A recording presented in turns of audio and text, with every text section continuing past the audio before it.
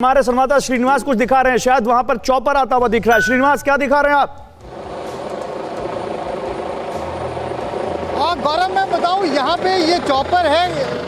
ये चॉपर पहले आकर यहाँ का मुआयना कर रहा है। हालांकि प्रधानमंत्री नरेंद्र मोदी यहाँ पे 12:35 पर आएंगे, तो अभी से ये इस चॉपर ने यहाँ पे ग्राउंड का मुआयना किया है। ये सिक्योरिटी चेक है, सुरक्षा के तौर पे यहाँ से मुआयना करके ये चॉपर अब यहाँ से निकल चुका है। 12:35 पर नरेंद्र मोदी यहाँ पे आएंगे। ये मोतीपुर के शुगर मिल का मैदान है, मुजफ्फरपुर शहर से तकरीबन ये 40 किलोमीटर की दूरी पे आता है। और यहाँ पे नरेंद्र मोदी 12:35 पे आएंगे। पहली सभा दरभंगा में होगी। जब हमने यहाँ के एसपी से बात किया तो उन्होंने बताया कि अंदर तकरीबन 20,000 कुर्सियां लगाई गई हैं, लेकिन भारतीय जनता पार्टी की तरफ से कल जो प्रेस कॉन्फ्रेंस किया गया था। ठीक है श्रीनिवास, मैं आता हूँ। श्रीनिवास, तैयारियों के बारे में आपसे बात करता हूँ। श्रीनिवास, आप वहां पर रहिए, लेकिन रामकृपाल जी, आप अपनी बात कर रहे थे, अपनी बात पूरी कीजिए जल्दी से। और उसमें एक चीज और भी जोड़ दीजिए, प्रधानमंत्री नरेंद्र मोदी और राहुल गांधी और तेजस्वी, इन सब की ताबड़तोड़ रैलियां भी आज हो रही हैं, इनके बारे में भी बताइए। निश्चित तौर पर देखिए, बिहार का जो ये इलेक्शन है, इसके बारे में ये अपने आप में एक बहुत बड़ा संदेश देगा, वो संदेश देगा जब 20 का नतीजा आएगा।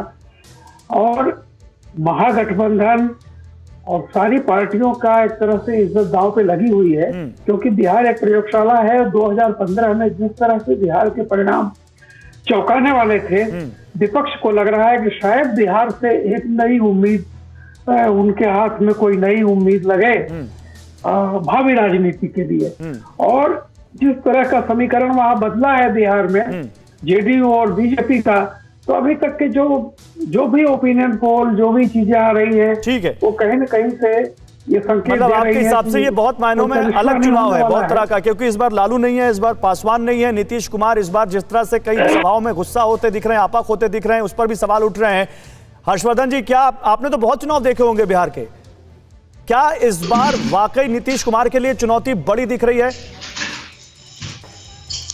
देखिए गौरव, ये आपने मुझे लगता है कि यही इस चुनाव की सबसे महत्वपूर्ण बात है। और मैं आपको बताऊं कि 2015 के चुनाव में भी मैं बिहार में था, और उस वक्त भारतीय जनता पार्टी के खिलाफ लड़ने के बावजूद नीतीश कुमार भाजपा कार्यकर्ताओं के नेता थे। बड़ी चौंकाने वाली बात लगती है, लेकिन ऐसा था।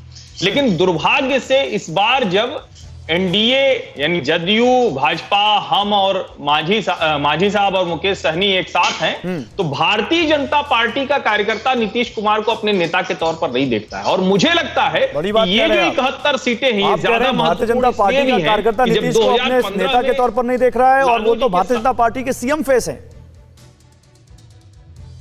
नहीं, मैं इसीलिए कह रहा हूं, इस फर्क को समझना बहुत जरूरी है। भारतीय जनता पार्टी के कार्यकर्ताओं को जिसको बार बार गवर्नेंस या सुशासन बाबू जैसा नाम जो आया, जो एक छवि के तौर पर 2005 से लेकर 2015 तक भाजपा के कार्यकर्ताओं के निर्विवाद नेता थे।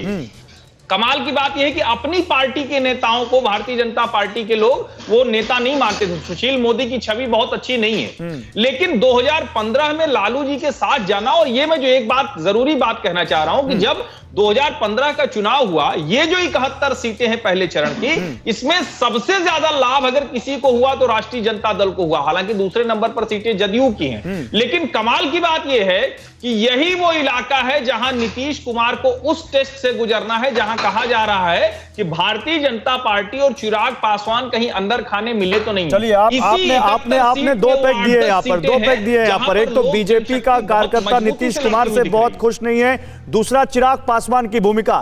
फिक्र आपकी, सोमवार से शुक्रवार रात 9 बजे सिर्फ TV9 भारतवर्ष पर।